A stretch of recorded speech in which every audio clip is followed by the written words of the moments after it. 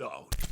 The noon hour is here. Check it out. And you're locked on to Utah's highest rated, most listened to sports radio station. It's my station. It's my station. This is Hans Olsen and Scotty G on 97.5, the KSL Sports Zone.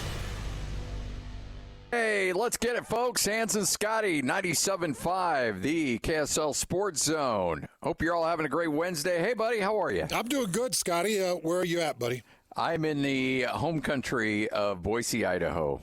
You got a big one tonight. Yeah, Utah State, Boise State. Going to be a fun one. Gigantic one tonight, right? Yeah, yep. So, Boy, did you say down or up? I'm sorry. Down, okay. So, we've been worried about you. We had David Locke on yesterday. I said, David, have you heard from Scotty? And David goes, no, and I don't think anybody will be hearing from Scotty. And I said, well, why? He goes, he did a little too good.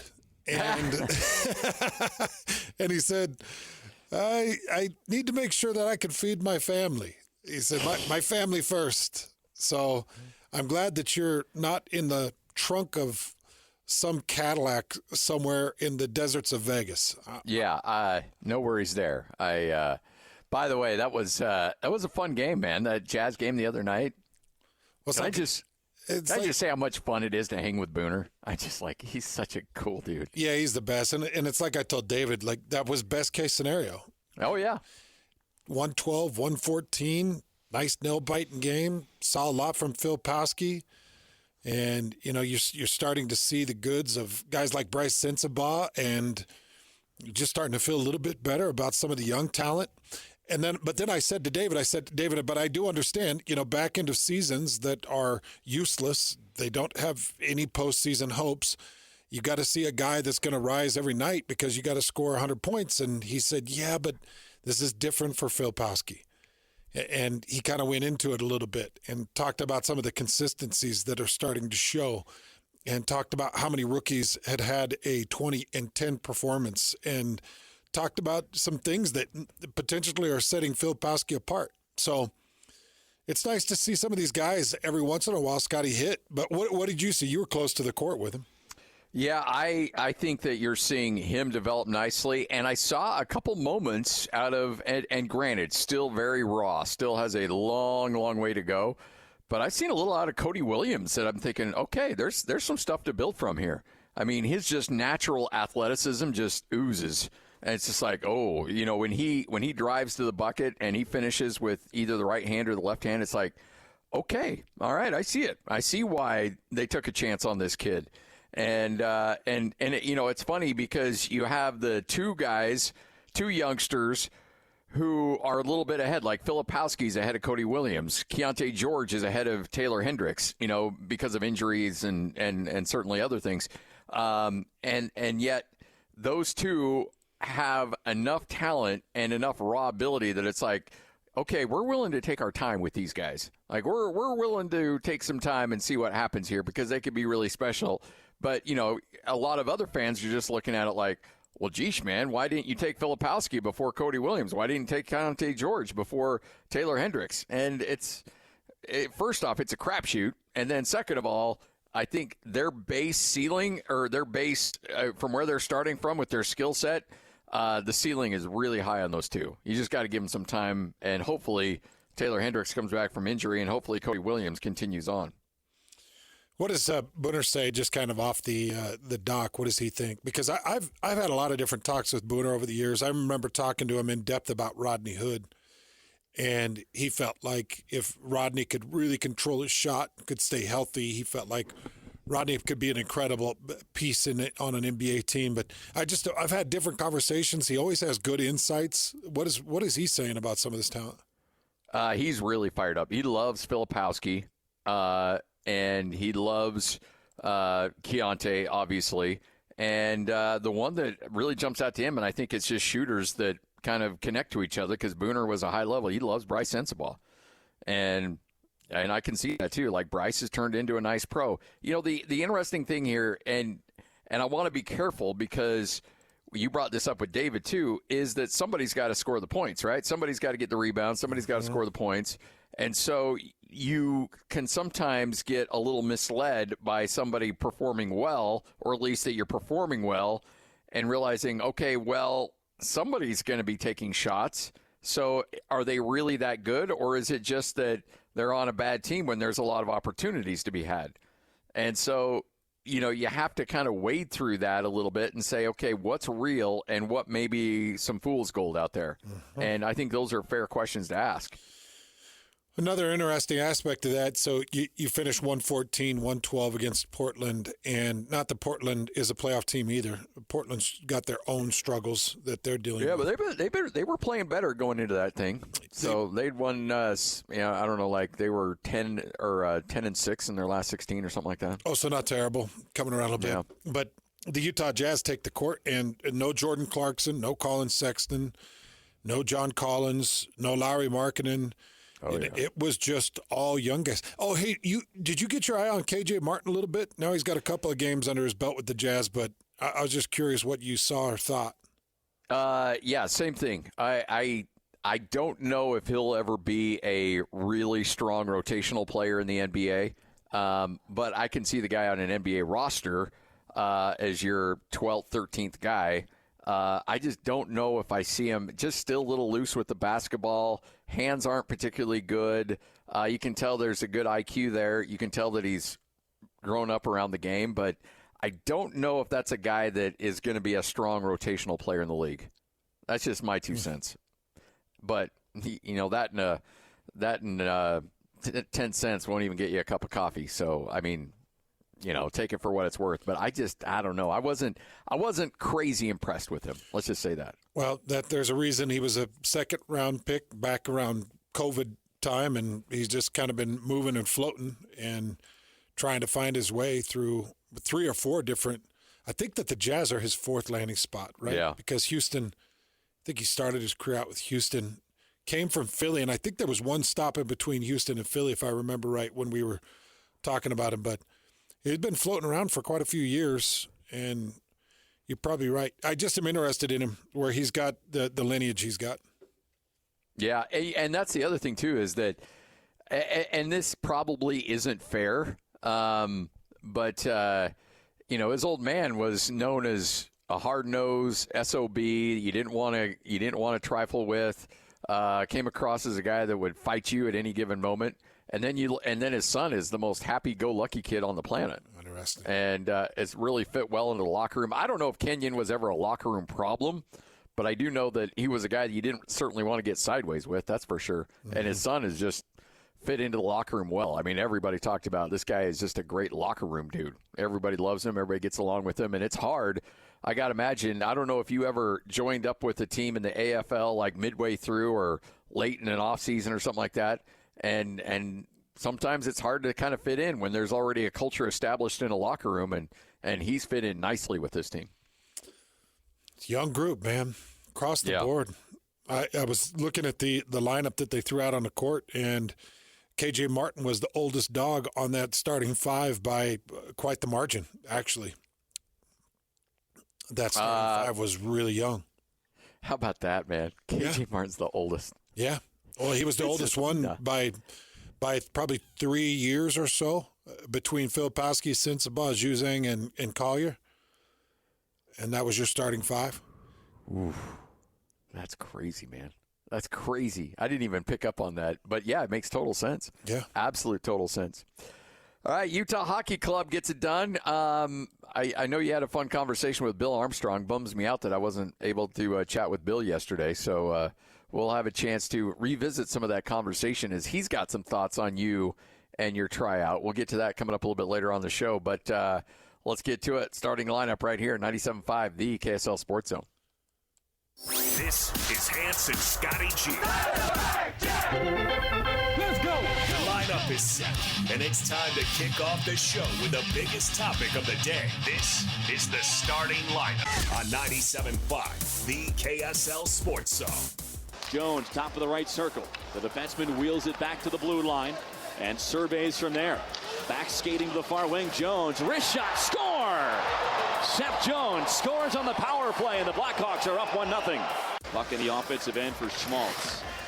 Now Keller give and go with Schmaltz. A sharp angle shot just missed on the blocker side. Slap shot. Kesselring hit a man in front. Rebound for Keller. They score! The captain ignites Delta Center, and Utah is on the board. Mata's attempted shot never made it on net. This is Josh Doan. And then finding Lawson Krause. He scores! Lawson Krause off the setup from Josh Doan gives Utah the lead with 7:48 remaining in the third. Is there a better sound in sports hands than that when they ring when that horn goes off? Yeah. Oh my gosh. How cool is that? It just sounds great. Just screams hockey. It does. Another big win last night. This team starting to remember how the storyline was this team couldn't win in Delta Center? Well, they've reeled off 3 in a row. Yeah.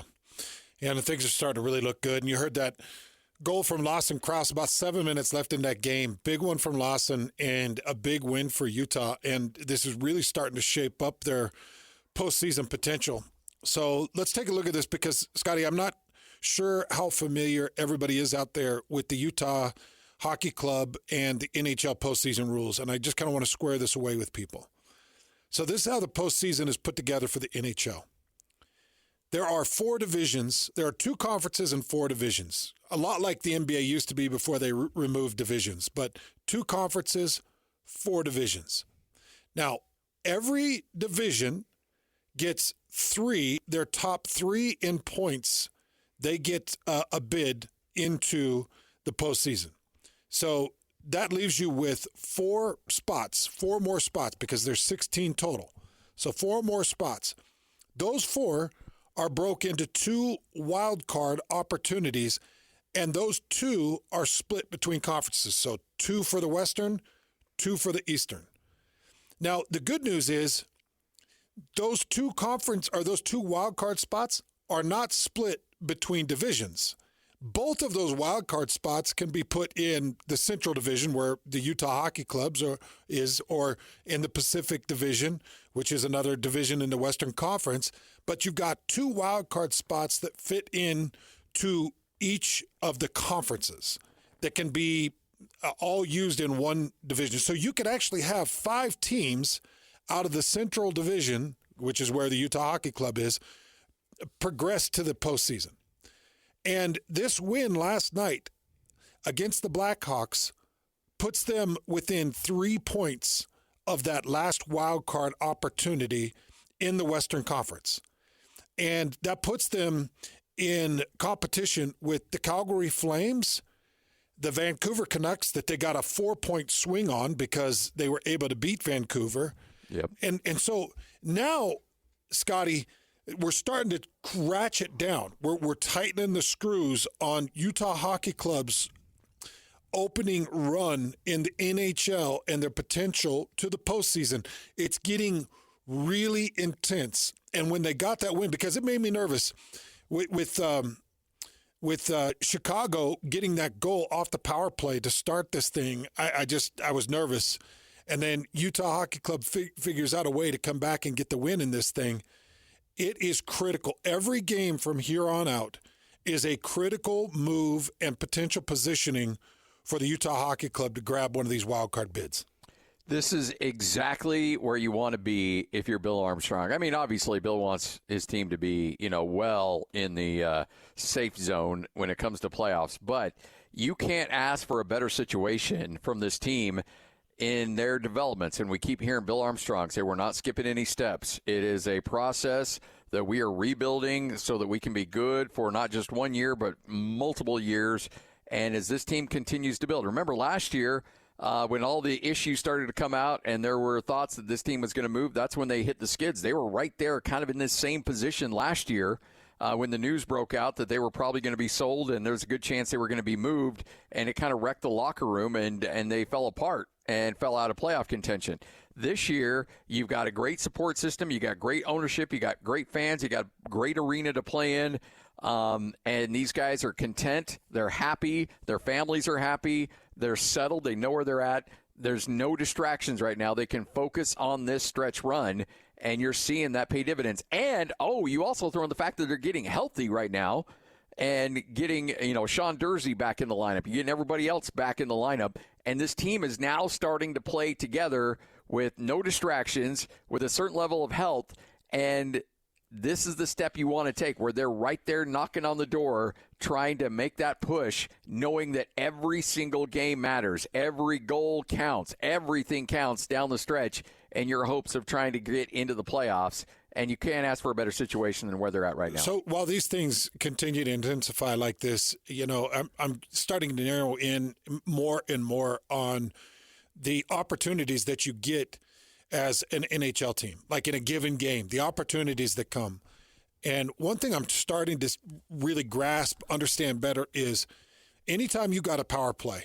So anytime the other team has got somebody in the penalty box and you're on a power play, you got to find a way to put the pressure on, and you've got to hit a certain amount, a certain percentage of those power plays. And last night, they went 0-5 on those power plays. They could not find a goal in that given power play. And so as you're watching a game and you're seeing one of the Blackhawk guys go to the bench or go to the penalty box, in that moment, you have to find a goal, especially when you got 5 of those opportunities. And Utah Hockey Club wasn't able to seize on any of those. And that's kind of a bummer, Scotty. So whatever you're doing with your power play lineup, you just got to ratchet that up a little bit and make sure that whoever takes the ice in those moments is ready to really crank, because they need to start scoring on more of those opportunities. Yeah. And that's ultimately what's going to hurt you. It's like missing free throws in a game.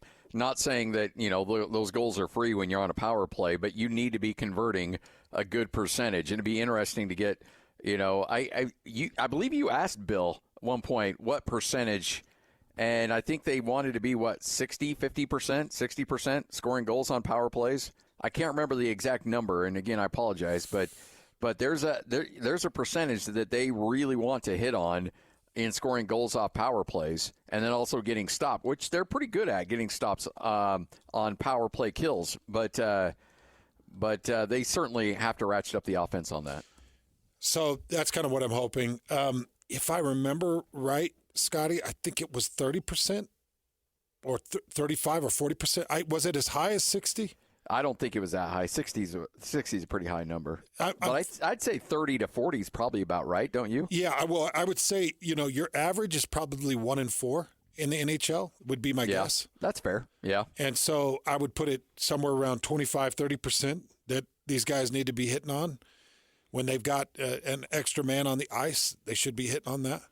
And I don't know if you change up some of your lineups. You talked about this team getting healthy. You look at who's available.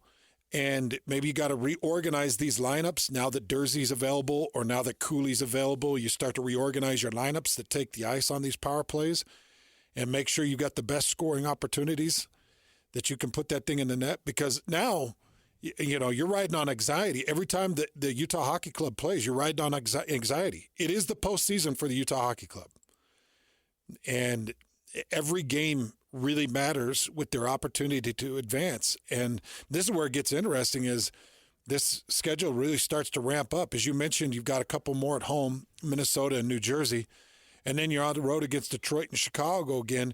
You got to be able to get yourself to 3-1 on this. Now you've got a 2-game run right now. You've won 3 of the last 4, but you're on a 2-game winning streak. If you could put yourself on a 4-game winning streak and find wins against Minnesota and find a win against New Jersey. And New Jersey's good. They sit at 32-21-6. It's a really good team. They're second in the Metropolitan Division right now. And if you could find a way to do that, then you could probably find your way into the postseason. And that's all I want now. That's all I want. It can be a 4-game sweep. I don't care. I just want to see this team in the playoffs. Yeah. Yeah, and Utah Hockey Club fans deserve it. And that's the other thing. It'd be perfect timing where the Utah Jazz are so abysmal and seem like they're so far away from being relevant. It'd be really nice to have the Utah Hockey Club start to tighten things down and show that they're relevant and really grab the sports crowd here in Utah. 97.5, the KSL Sports Zone. Have you ever been rear-ended? I've been rear-ended 6 times. Really? Yeah. One time it was painful. This is DJ and PK. Jeff Judkins, former U player, former U assistant coach. If you're talking to any of these guys, would you recommend that they stay? Why would any of the guys give up a good thing they have going for the uncertainty that you're painting in the college basketball industry? Because you love the University of Utah, and you love the challenge to see if you can return this program where it was. The hard part of the university job is not just getting the job and recruiting, it's winning, it's getting the fans back, it's getting Utah back on the map where they need to, it's dealing with the NIL money. That's tough to do. Once you have it, it's kind of easy. Once you have it, it's hard to lose it. There, when I was coaching, we were ranked in the top 10 for 8 or 9 straight years. If you walk in a gym, people knew who you were. Now you got to start all over and try to get that, which I know it can be done. Catch DJ and PK mornings from 6 to 10 on 97.5, the KSL Sports Zone. Looking for the latest on the Jazz, Utes, Cougars, and Aggies? Yeah, we've got you covered. This is Hans Olsen and Scotty G on 97.5, the Sports Zone.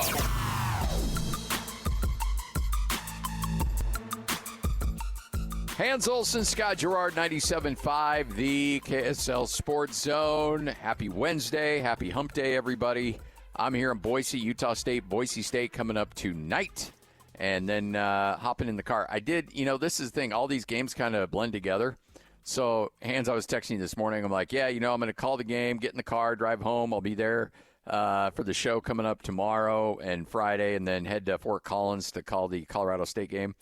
And then all of a sudden I realized, oh, my gosh, it's an 8:30 game tonight. 8:30. So, going to be late night. Late night on the old I-84. But yeah, well, you've had a few of those this year. I know, right? Like, why should this one be any different? There's like 10 or 12 of them. Let's just hope that everybody's where they're supposed to be. Yeah. When you get back, So if you're maybe in the Filer, Kimberly, I would say Jerome, but nobody wants to spend a night in Jerome, so never mind. Twin Falls area, and you've got a open bedroom, I may be, hit me up on DM, and I may be crashing at your place. He sleeps quiet, and it's only 2 hours. So yeah, I don't really snore. I have that oral appliance now, so I don't really snore. I'm genuinely fairly clean, so, Fairly, keyword fairly. Fairly, for the most part. Hey, I just got this tweet. Well, you and I both got this tweet from Brad. He's got this screen grab of bracketology. So I pulled up the ESPN. Oh, yeah. Bracketology. It's the men's bracket 2025 tournament by Joe Lunardi. I'm scrolling down, and he's absolutely right. He's not even joking. He didn't write this in. Right now, Lunardi's got BYU as an 8 seed versus Utah State as a 9 seed. In San Francisco.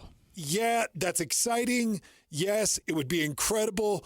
No, I do not want that matchup. I want both of them in opposite brackets so that they can both advance. I don't want it to be like a one and done, a full elimination, a certain elimination for at least one team in the state. I don't want that. Yeah. I mean, maybe in the next round I'd be okay with it. I just don't want to see it the first round because you want to see both teams advance. You want to see both teams do well. It's always fun to, talk about winning basketball in March. And for one team to bounce the other team, although I tell you what, whatever fan base gets away with that win is sure going to be puffing their chest out at work the next morning. That's for sure. Could you imagine those two meeting up as 8-9, by the way, too? Yeah. It's not like a 4-13. Or a 3-14. We're talking about 8-9. So on the same fighting plane. In fact, I think that the 9 wins like 52% of the time, and 8 wins like 48% of the time. If I remember right, Scotty, it was like the 9 has just a slight percentage advantage on the 8. I think you're right. Yep. But it would be amazing. You're right. Just do this for me. Fine. You could put them in the West, put them in that San Francisco division. That's fine. But let them play through. Let them at least play through one round. You can put them in that same bracket, but let them play through one round. Yeah. Maybe I guess that means that you'd have to have one of them be a 5 or a 4, right? And then one of them be a 1 or an 8. Isn't that how that works? It's 1, 8, 5, 4, right? Yeah, correct. Yep. And then 6, 3, 7, 2. But So I don't know if BYU could work themselves into a 5, and maybe Utah State work themselves into 8, and maybe they play in the second or third round, but not right out of the gates, man. No. I mean, it would be fun, and we'd have a lot of fun with it, and I know the fan bases would have a lot of fun with it.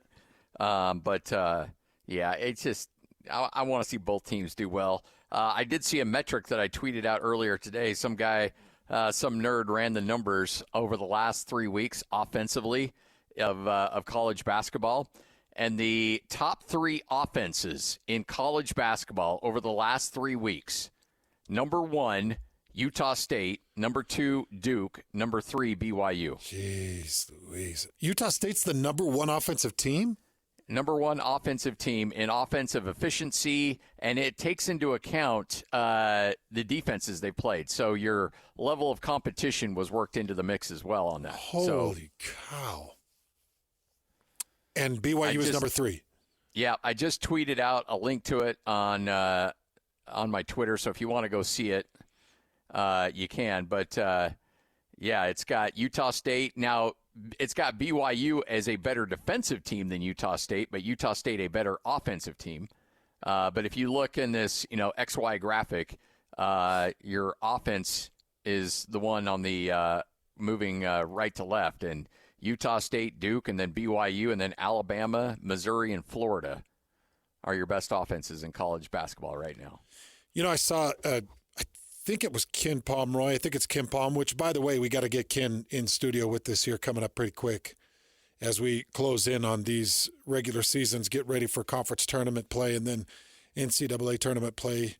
He always does a great job. But I think that his new release showed that he's got the SEC as the number 1 conference. I think he's got Big Ten, number 2, and then the Big 12 as the 3rd ranked conference in the country. And right now, the Big 12's got, I believe, 4 ranked teams. Let's see. I'm just going to double-check that. Right now, the Big 12 has BYU at number 25, Arizona at 22, Texas Tech at 10, Iowa State at 9, and Houston at 4. So 5 ranked Big 12 teams. And he's got them as the 3rd most powerful conference currently ranked across all conferences. And the Mountain West Conference, I think that there's a lot of great basketball being played, but I think there's a lot of disrespect being showed where they haven't put a single team in the top 25. Yeah, and with New Mexico losing a couple games, its last 2 games, that'll keep them out of the top 25, which is a shame because I think Utah State, New Mexico, Boise State, and Colorado State are all teams that are in that 20 to 30 range. I think all 4 of them are really good, and I think all 4 of them should be in the NCAA tournament. Unfortunately, this year, I think only 2, maybe 3 are going to get in. San Diego State, put them in the mix. They just beat New Mexico in San Diego. So you've got 5 really good teams that I think any one of those 5 could win the Mountain West Conference tournament. All right, Hans, what you may have missed coming up next, including your conversation with Bill Armstrong. He's fired up to see you on the ice. You'll hear from that, or hear from him coming up next, 97.5, the KSL Sports Zone. This is Jake Scott and Ben Anderson. Harlan has to nail this. He has to get it right. Who does he pick? Because Alex Jensen, if he wanted the job, that's the safe one. That's going to be popular. He's going to win the press conference. It's the safe pick. But he, I would guess, doesn't have a ton of confidence in Alex Jensen, or he would have hired him the first time. My thought is if you're going to get rid of Craig at that point, you better have a real good understanding of who your candidates are. Alex Jensen or Andre Miller. And I think it will be one of those 2. Or does he pick somebody that he thinks is going to win? I think he's in a really complex spot because he's got to get this right. Listen to all these people come on and say Alex Jensen is the dude. He's going to lose the press conference no matter what if he hires someone else. Give me a guy who's going to win. That's who Harlan should be hiring. Maybe that's Alex Jensen, maybe it's not, but that's who he needs to hire. He's in a weird spot. Hear Jake Scott and Ben Anderson every day from 10 to noon on 97.5 the KSL Sports Zone.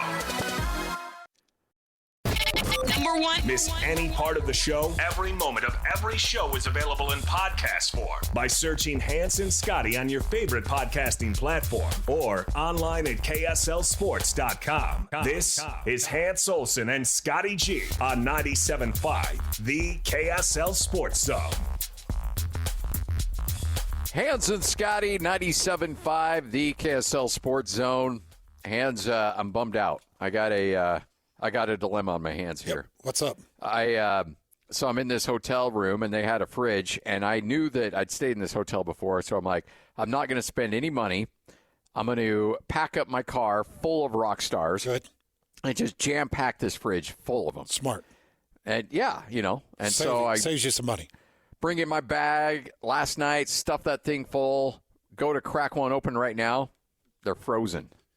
Solid. The fridge was too high. Fridge was up too high, and all of my rock stars are frozen now solid. Rock star icicles. You like them cold, but you don't like them frozen. Don't like them that cold. There's that point, and we went way past it. In fact, the better option is to have the fridge off and just have it be, mildly cool because exactly. You can't do anything with the frozen thing. But. Speaking of ice, you're going to get on the ice. We found you the skates, right? So, bless Jay Stevens' heart, he found some company. Where did he say, Lloyd? Somewhere in Japan, I think. Yeah, I can't remember the name of it. But it's like he did find a place. It's like a Nike ripoff, and he found a size 15. So he gave Sending you the pictures now, Scotty, because I did take some pictures yesterday. Wow. He gave me the skates, and then Warrior Padding sent him all of the goalie gear. So, yeah, I've got all the gear. I don't have any excuses to get off the ice now. I'm going to be on the ice March 5th with Jay and apparently some of the Utah Grizzly team. Oh, those guys are not going to be they're not going to take it easy on you. No. And I know that you and Jay sat in on that interview with Bill Armstrong yesterday. I'm kind of curious. Have you heard Lloyd, this? I have not heard this. I'm curious to know what Bill had to say about you getting on the ice. Well, I'm a 40-something retired NFL vet, and Jay Stevens has gone out, and he has got me fully dressed in goalie gear. So I am head to toe in goalie gear, and I'm going to be hitting the ice with some of the Grizzlies and Jay, and I'm going to be taking shots. Am I going to completely embarrass myself in this thing? Yes. And you're going to completely embarrass yourself, and you're going to injure yourself at some point in time, too. But the greatest thing is that you're going to come out of this, and you're going to have a newfound respect for goaltenders. When you take that equipment off and actually kind of like just sit there and absorb it for a while and put some ice in your body to heal some of the bruises, you're going to really understand and appreciate the flexibility, the athleticism, and the hockey sense that they actually have, and the bravery to stop that little black thing.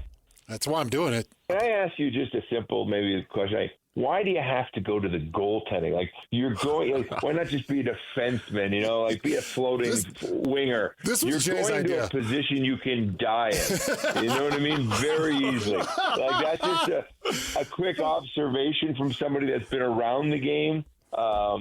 It's very dangerous, and you're getting older, right? Like, so your hand-eye coordination is going a little bit, so is your eyesight. So I just don't know if it's safe, but I wanted to say that from friend to friend before you go next. I asked Jay, I said, Jay, I just want to dip my toe in these waters. Where would I start? And Jay goes, full geared goalie. We're going against the Grizz. It's like, okay. He's not that good a friend, is he? He's not that good a friend. I'm not coming out of this with a lot of confidence, Scotty. Wow. Yeah. He paints a more difficult picture than what Jay is. Boy, I'm looking at Lloyd just sent me some of this gear. Yeah. This is like, you look like RoboCop wearing some of this stuff. I can't believe how much gear a goalie puts on. And I told Jay, I said, how do you ever feel comfortable in this? Because eventually in football, when you start in football, 8th grade, you get the neck rolls and you get the arm pads and you get the hand pads and you get all.